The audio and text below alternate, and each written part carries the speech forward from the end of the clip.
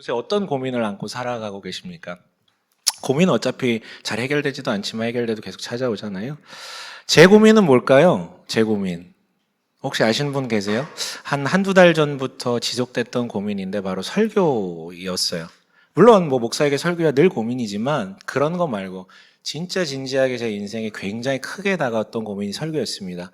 간단하게는 이런 거죠. 여러분 제가 굉장히 감성적으로 생기지 않았습니까? 웃는 분들, 네, 이제 다 기억해요. 네. 저는 완전히 왕티거든요. 네, 왕티예요. 생긴 것부터 그렇잖아요. 끄떡이지 마세요. 네. 그런 저가 이렇게 메시지를 매주 선포를 하는데 이 자리에는 굉장히 감성적이신 분들, F라고 불리시는 분들도 되게 많거든요. 도대체 내가 그분들에게 어떻게, 물론 제가 은혜를 끼치는 건 아니지만 도대체 어떻게 설교를 해야 그들이 감동할 수 있을까에 대한 고민들이 있어요. 고민하고 고민해봤는데 여러분 다시 태어나지 않는 이상, 거듭나지 않는 이상은 불가능하다라는 결론에 이르렀고요. 다만 실마리는 찾았습니다. 여러분 제가 한 10년만 지나면 여성 호르몬이 많이 나오겠죠? 네. 그때 정도 되면 자연스럽게 해결될 테니까 10년만 참아주셨으면 좋겠어요. 뭐 이런 고민도 있는데 또 다른 뭐 예를 들자면 간단하게는 이런 고민도 있었죠. 뭐냐면 최근에 많이 들었는데 제가 설교할 때 많이 화를 낸대요. 제가 화를 낸대요, 설교하다가. 저는 화를 낸 적이 없거든요. 물론 설교하다가 뭔가 감정이 고양되거나 강조하고 싶을 때 목소리가 커진 적은 있는데 심지어 제가 그렇게 소리가 커질 때 누군가가 지금 잠들어 있어서 그걸 깨우기 위해서 소리를 지른다라고 이해하시는 분들도 있더라고요. 제가 양심선언을 한두 번 있었어요. 제가 지금 개척을 하고 지금 몇 년, 6년째가 되는데 딱 한두 번밖에 없었습니다. 그냥 자연스럽게 올라오는 거였어요. 하지만 그것 때문에 흐름이 끊긴다 하시는 분들이 계셔서 화는 안 냈는데 소리를 크게 내지 않기로 결심을 했습니다. 뭐 이거는 뭐 쉽게 고치겠죠. 조금 시간이 걸리겠지만. 근데 이런 게 아니고요. 진짜 본질적인 고민이 있었어요. 결론적으로는 아주 여러 사람들이 아주 조심스럽게 제게 얘기해 준 게 설교가 좀 어려워진 것 같다에 대한 얘기였거든요. 어렵다. 고민했어요. 왜 어렵게 느껴질까? 나는 그대로인데 크게 달라진 게 없는데. 하지만 그 이유를 알게 됐죠. 고민 끝에. 뭐냐면 제 설교가 뭐 나쁘다까지는 얘기할 수 없겠지만 핵심은 제 설교는 이 자리에 여러분 설교 들으러 오신 거잖아요. 설교 보러 오신 분 안 계시죠? 근데 제 설교를 결론 낸 거는 내 설교가 이 자리에서 한 번 듣고 집에 돌아갈 귀로 듣는 청중을 위한 설교가 아니라 독자, 이해 안 되면 다시 앞을 떠들어 볼 수 있는 그런 사람들을 위한 설교였나 보다라는 결론이 내려졌어요. 진짜예요. 근데 여러분 고백할 게 있어요. 잘 모르실 수 있는데 제가 그 조언들을 들었을 때 어땠을 것 같습니까? 잘 모르실 수 있는데요. 목사들에게 설교는요. 그냥 자기 자신이에요. 진짜예요. 목회 여러 가지 영역들이 있는데 설교는 자기 자신입니다. 그래서 설교에 대한 평가는 그 자기에 대한 평가로 들어버려요. 안 그럴라 그랬는데 다 그래요. 모든 목사. 이거 부정하는 사람은 네, 아무튼 이상한 소리 하려다가 참았는데 더 낫냐 덜 낫냐의 차이지 다 그렇거든요. 그러니까 자존감하고 연동된다라는 거예요. 설교에 대한 이야기를 듣는 순간. 저도 마찬가지였죠. 조심스럽게 얘기를 했지만 듣는 순간 위축되더라고요. 나 구리구나.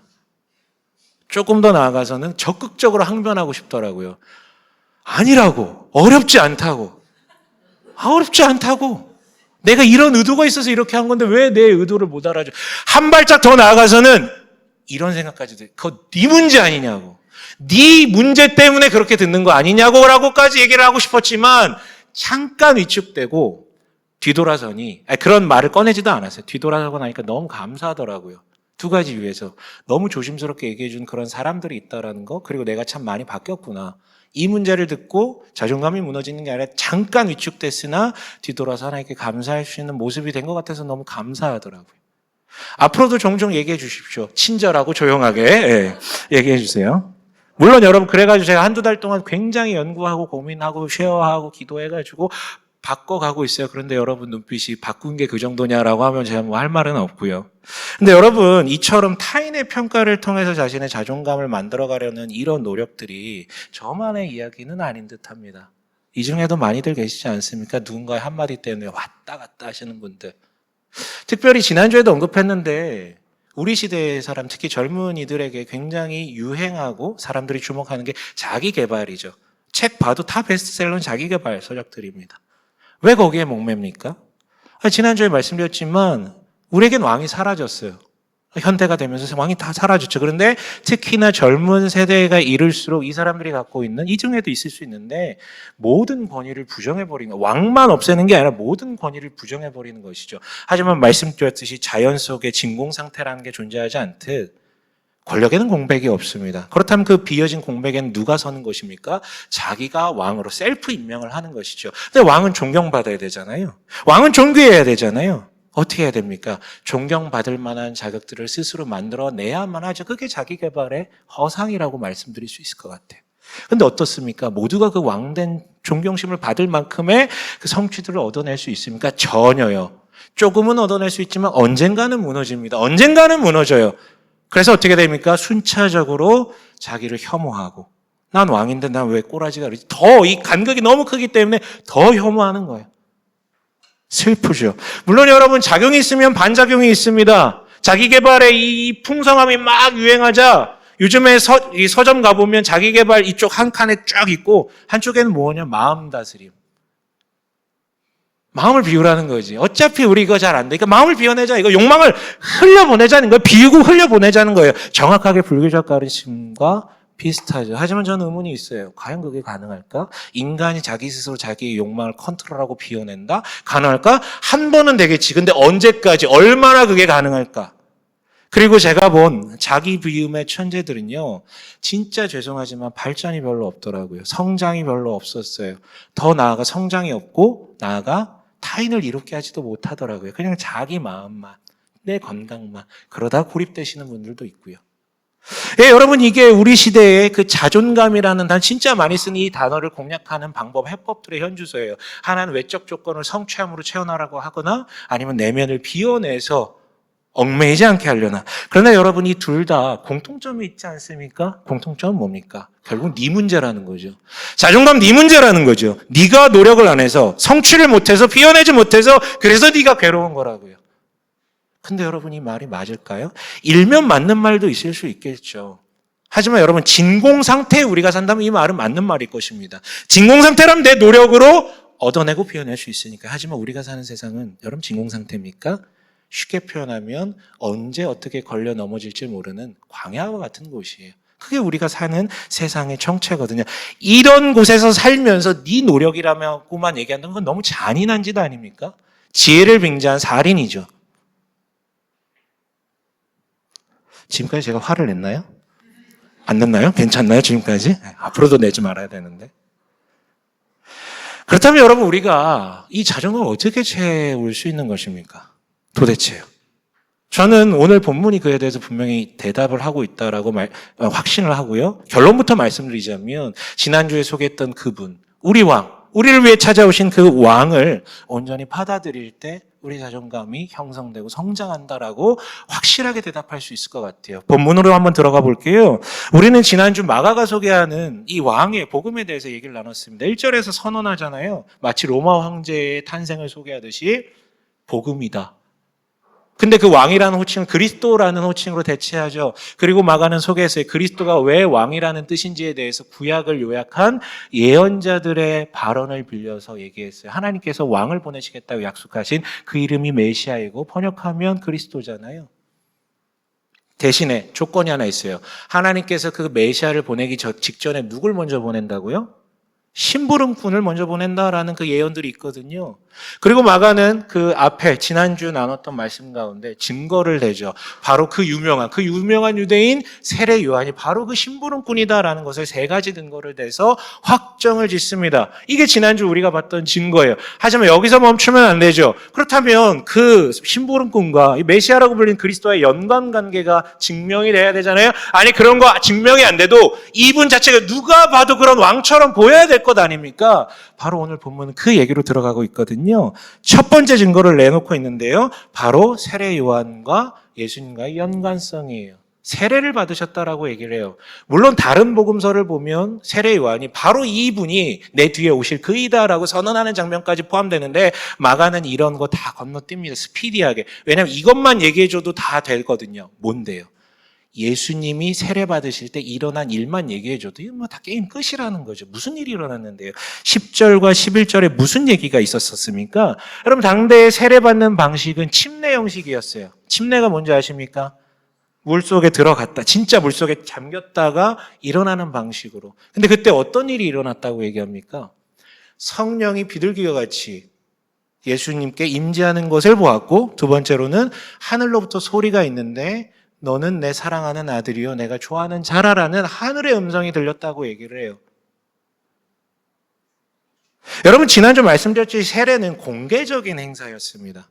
만약에 마가가 지금 소위 말해 구라를 치고 있는 것이라면 단박에 까발려질 이야기, 그때 세례 요한에 대한 이야기도 너무 막 다들 알고 있는 상태였거든요. 이거 거짓말이 아니라는 것이죠. 두 번째 증거도 있어요. 바로 12절, 13절에 마지막에 뭐라고 되어 있냐면 천사들이 시중을 들었다라는 발언이 담겨져 있습니다. 이 역시 예수가 하나님께서 보내신 왕이라는 증거죠. 심지어 그냥 왕이 아니라 하나님과 독대할 수 있을 정도 하나님과 급이 같은 하나님과 같은 왕이다라는 것에 대한 증거를 내놓고 있어요. 근데 오늘 핵심은 이 부분이 아니라서 이걸 그냥 좀 건너뛸게요. 궁금하신 분 있다면 예수님의 기적과 이런 왕되심에 대한 궁금하신 분이 있다면 제일 쉬운 책으로는 예수님 역사다라는 책이 있는데 그 책을 참조해 보셨으면 좋겠어요. 그런데 여러분 우리가 본문에서 집중하고 싶은 것은 이겁니다. 진짜 중요한 것은 예수가 왕이라는 증거, 예수의 권위가 얼마나 하나님 같은가, 이거 여러분 중요하죠. 중요한데 내 삶에 중요하진 않잖아요. 우리에게 필요한 건 뭡니까? 그래서 그 왕이 나한테 뭐 해줄 수 있는데, 그래서 그 왕이 나한테 어떤 도움이 되는데, 내 삶에 어떤 유익이 있는데에 대한 답을 우리가 얻어야 되잖아요. 오늘 본문이 정확하게 얘기하고 있는 거예요. 아까 우리가 나눴던 자존감이라는 걸 우리한테 선사한다라는 것이죠. 무슨 얘기냐고요? 다시 본문에 처음으로 돌아가 볼게요. 9절 읽어보도록 하겠습니다. 함께 읽겠습니다. 시작. 그 무렵에 예수께서 갈릴리 나사렛으로부터 오셔서 요단강에서 요한에게 세례를 받으셨다. 세례를 받으시, 드디어 예수님께서 등장하신 사건이잖아요. 근데 지난주에 언급했죠. 세례는 본래 누가 받는 거라고요? 원래 세례를 받는 사람들이 거의 없었는데 당대 유대 그 땅에서 세례를 받는 사람들은 누구였다고요? 이방인들, 유대인 아닌 이방인들. 하나님 없었고 근데 하나님에 대한 신앙을 갖게 돼서 너무 감격하여 내가 죄인됨을 고백하고 세례를 받음으로 그냥 신앙적 유대인이 되는 과정이 바로 물세례였단 말이에요. 근데 그런 의미라면 세례가 너무 이상하지 않습니까? 이상하지 않습니까? 왜냐하면 예수님은 타고나길 유대인이에요. 이방인이 아니란 말이에요. 지파 자체가 유대인이에요.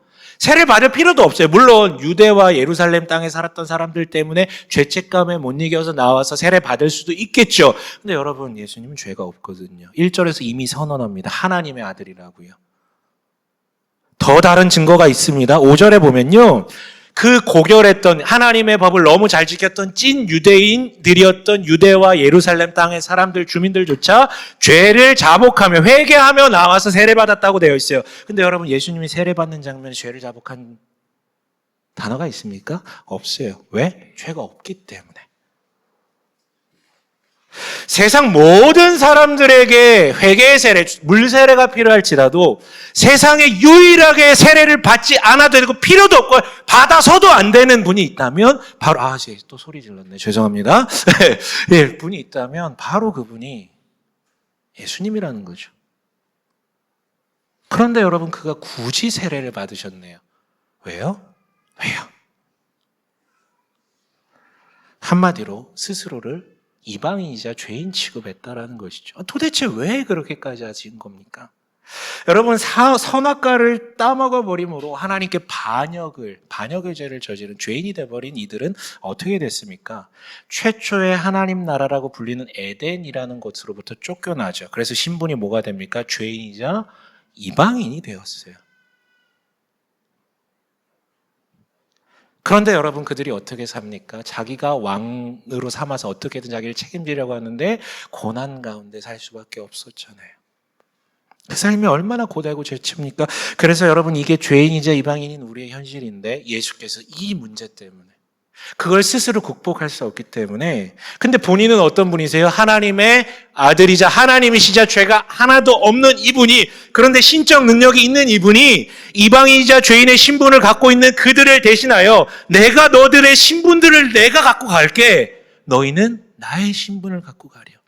대체하기 위해서 스스로 죄인이자 이방인이 되신 거지. 그게 세례의 증거예요. 그런데 여러분 이 세례는 이 의미는 여기에 그치지 않습니다. 이제부터 잘 들어보세요. 다시 11절 한번 읽어볼게요. 세례 받을 때 어떤 일이 일어납니까? 함께 읽어보겠습니다. 시작.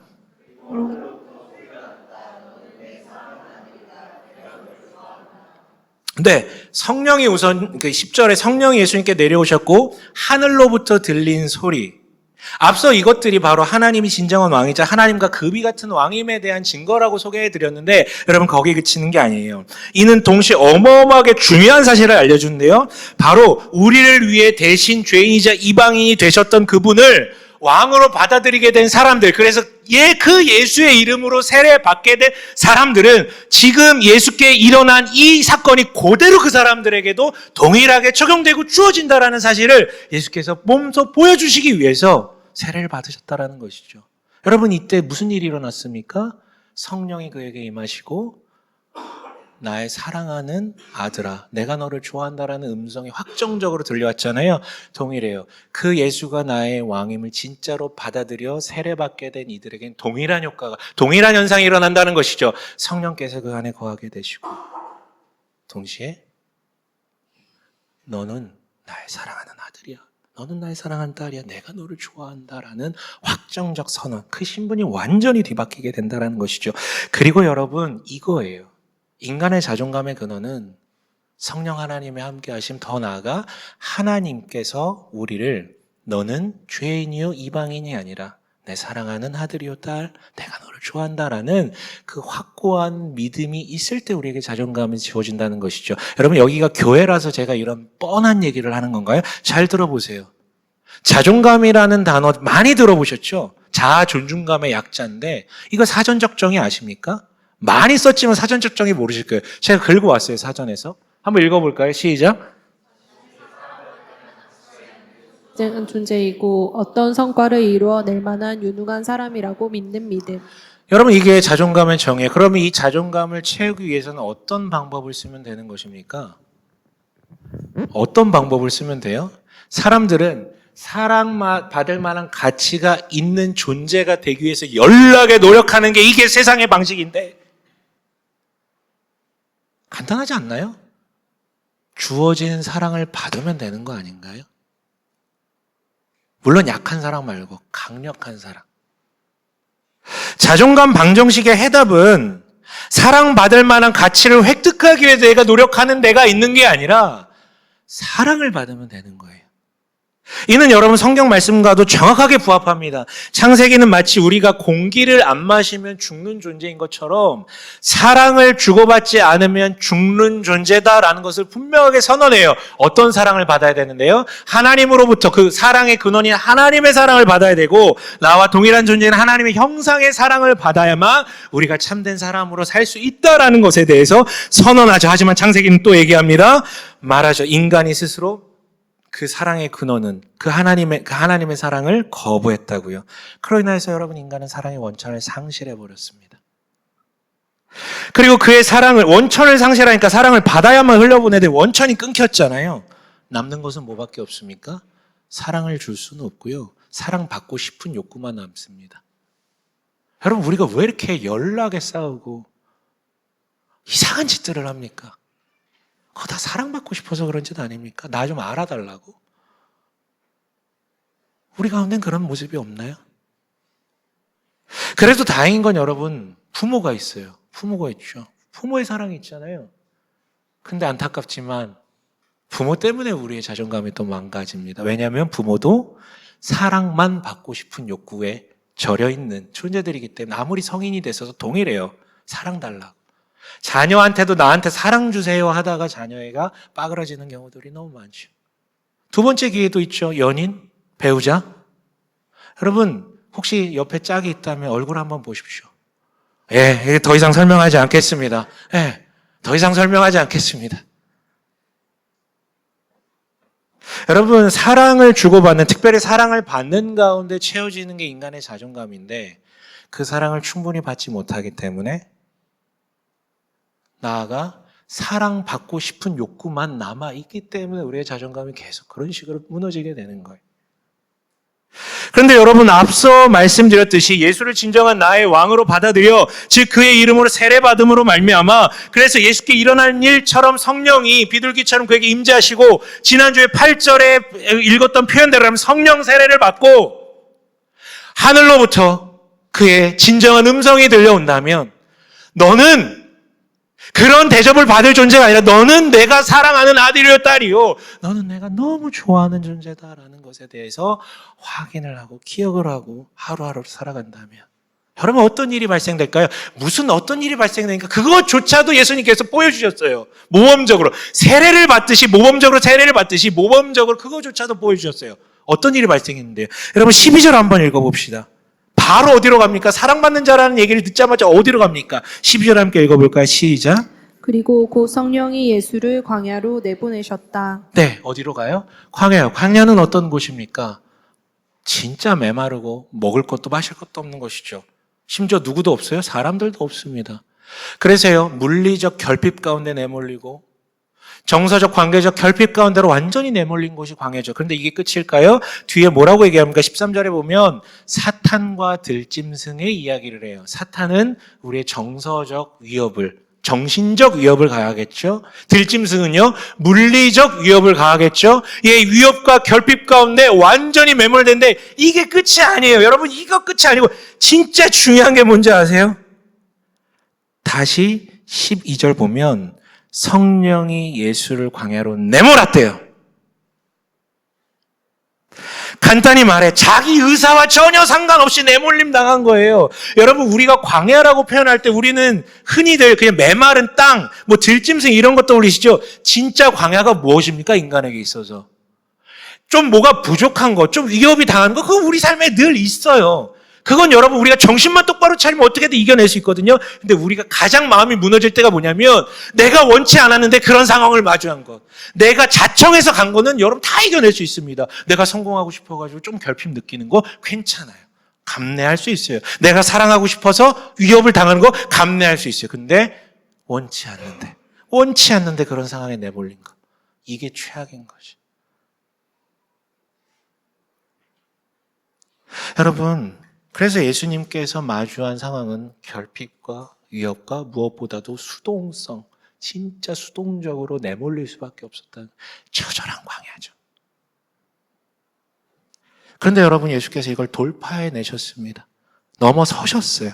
어떻게 해요? 기적으로요? 여러분 오해하지 마시고 지금 마가복음 9절이 딱 오해하기 좋게 설명해냈는데 마지막 13절 마지막에 뭐라고 되어 있냐면 천사들이 시중 들었다라고 되어 있거든요. 그래서 마치 기적적으로 기적을 통해서 광야를 돌파한 것처럼 보이는데 다른 복음서들에 의하면 40일간 금식하였다고 하고요. 천사가 시중 들었다고 할 때 그 동사는 먹을 걸 제공하다라는 뜻이에요. 그러니까 그 합치면 40일간 금식해서 광야를 온전히 누리시다가 그걸 탈출하시면서 그 천사들이 시중 들었다라는 그런 의미로 이해하시면 좋을 것 같아요. 그렇다면 여러분 어떻게 돌파하신 것입니까? 40일간의 광야 생활을 기적으로요? 아니 철저히 우리와 같은 인간으로 돌파하셨어요. 그럼 도대체 그 광야를 돌파하실 수 있었던 이유가 뭐냐 이거예요. 저는 눈 씻고 찾아봐도 단 하나밖에 확정 지을 수 없어요.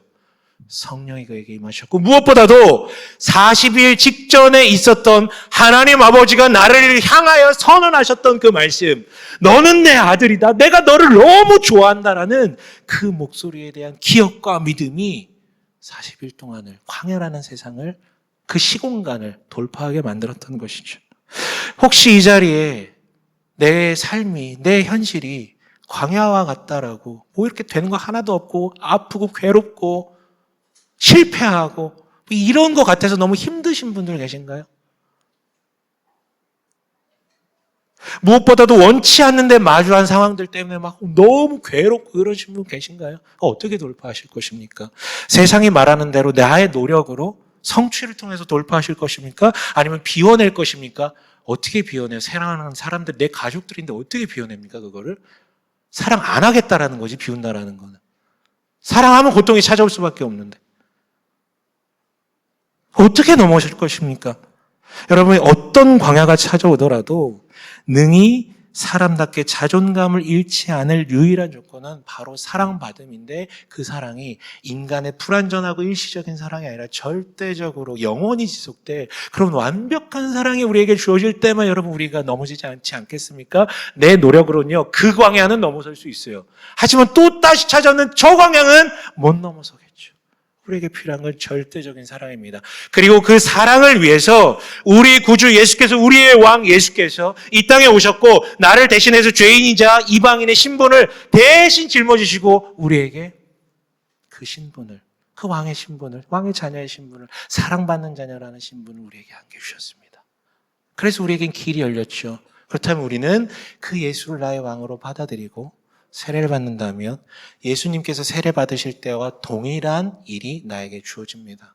성령님이 나와 동행하시고요, 말씀해 주실 것입니다. 너는 내 사랑하는 아들이요 내 사랑하는 딸이고 내가 너를 너무 좋아한다.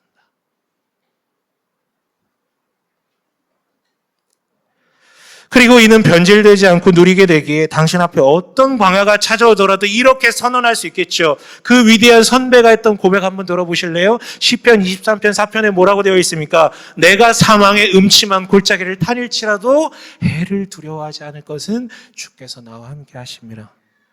여러분, 이게 종교적 수사입니까? 누리는 사람들의 이야기입니다. 광야가 찾아올지라도 두려워하지 않을 것은 주께서 나와 함께 하심이라. 말씀을 정리할게요. 혹시 이 자리에 아직 예수를 왕으로 받아들이지 못하신 분들이 있다면 가늠해 보십시오. 계산해 보십시오. 지금까지 어떻게 잘 살 수 있으셨습니까? 내 노력으로요?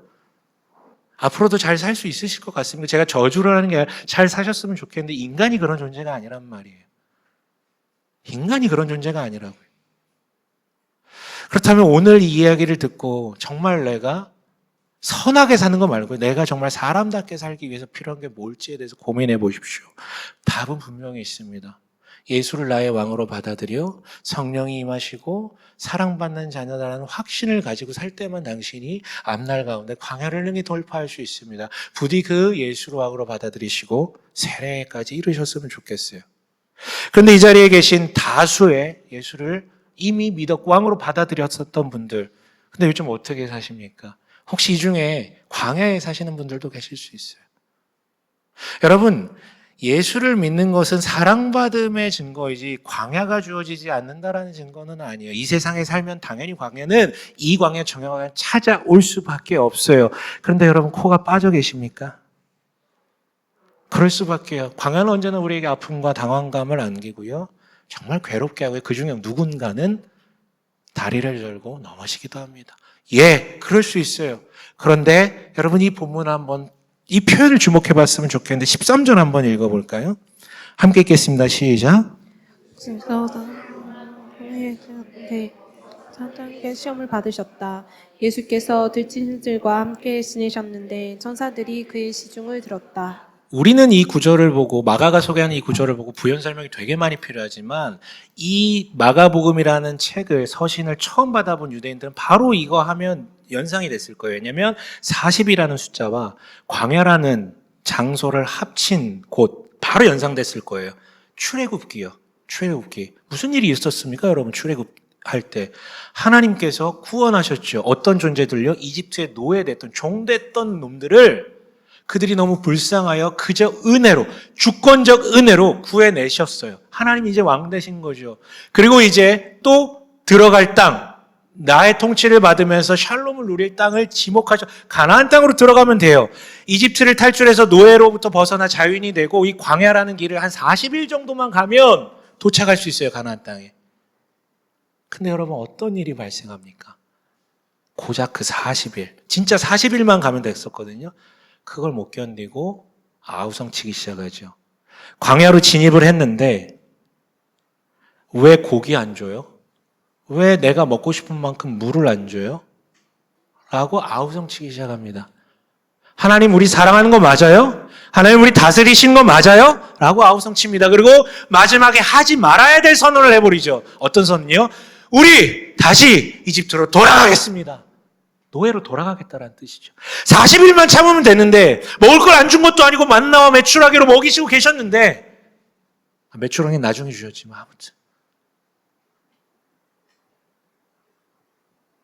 그래서 40일이 40년이 돼버렸던 거예요. 근데 여러분 우리가 그렇지 않습니까? 광야에 들어가면요 모든 인간 시선이 좁아집니다. 주변을 못 봐요. 내 문제, 내 아픔 이것만 보이기 때문에.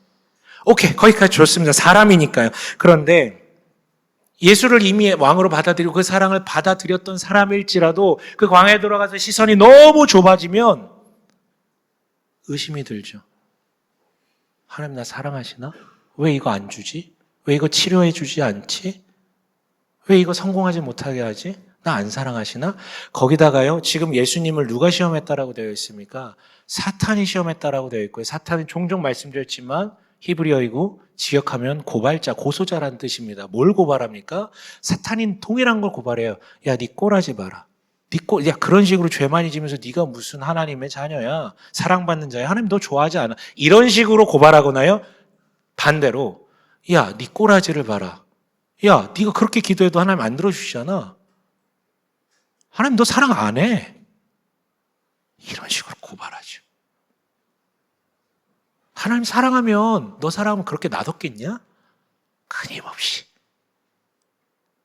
혹시 이 자리에 계신 분들 중 자신의 현재가 그런 분 계십니까? 광야 가운데 있으며 하나님의 사랑받음의 기억을 잊고 하나님께 원망만 하며 나 다시 이집트로 돌아가겠다. 세상이 원하는 그 자리로 돌아가겠다. 세상에 그냥 노예가 되겠다라고 그렇게 선언하시는 분. 그래서 내 노력으로 모든 걸 성취하려고 하시는 분. 비워내려고 하시는 분이 계십니까? 여러분 그건 답이 아닙니다. 여러분 예수께서 보이셨죠? 눈에 보이는 그 광야를 돌파할 힘은 눈에 보이는 광야라는 조건과 환경의 문제가 아니라 네가 그 목소리를 잊어서 그런 거라고요. 내가 너를 나 사랑하는 아들아 딸아 내가 너를 좋아한다라는 그 목소리를 잊어버려서 사랑 안 받는 것 같아서 사랑 못 받는 것 같아서 그런 거라고요. 그 얘기해 주시는 거예요. 그렇다면 여러분 광야를 돌파할 힘은 간단합니다. 그 목소리를 기억하시면 되죠. 어떻게 기억할 수 있는데요? 여러분 그래서 우리가 마가복음을 보고 있는 거예요. 마가가 소개하는 우리 왕의 이야기. 예수를 통해서 도대체 어떤 사랑이 우리에게 주어졌는지에 주목하다 보면 그 목소리가 기억날 것입니다. 그러나 너무 오래 걸리잖아요. 집에 가서 읽어보세요. 천천히 읽어보세요. 도대체 이 왕은 어떤 왕이신지, 나에게 어떤 사랑을 주셨는지. 나아가 그렇게 그 사랑을 누리며 광야 같은 세상이 우리를 집어삼킬지라도 능히 이겨낼 수 있는 여러분 되길 원하는데요. 나아가 여러분, 당신 주변에 이미 광야와 같은 환경 가운데 머물고 있는 이들이 있을 것입니다. 있어요. 사람은 다 아픕니다. 그런데 그렇게 크게 나가면 그게 광야가 되는 것이죠. 눈에 보이시는 분이 있다면 이번 주에 단 몇 시간이라도 좋으니 그를 찾아가서 너 혼자가 아니야. 마치 천사들이 예수께 시중 들었다라는 그 표현이 의미하듯이 여러분들이 그들의 천사가 되어서 시중 드는 천사가 되어서 너는 혼자가 아니야. 너 충분히 사랑받고 있어 라는 것을 각인할 수 있도록 기도만 하지 마시고 각인할 수 있도록 눈에 보이게끔 사랑을 주십시오. 시중을 들어주십시오. 그렇다면 그 사람이 탈출할 것입니다. 사람이 이상해진 건 다 사랑받지 못했다라는 그런 자기 결정 때문입니다. 그러지 않길 여러분이 도와주시고 사랑해 주십시오. 그래서 부디 당신의 자존감이 세워지고 당신을 통해 주변 사람들이 예수 우리 왕의 복음을 듣고 누리게 되길 주님의 이름으로 간절히 축원합니다. 아멘.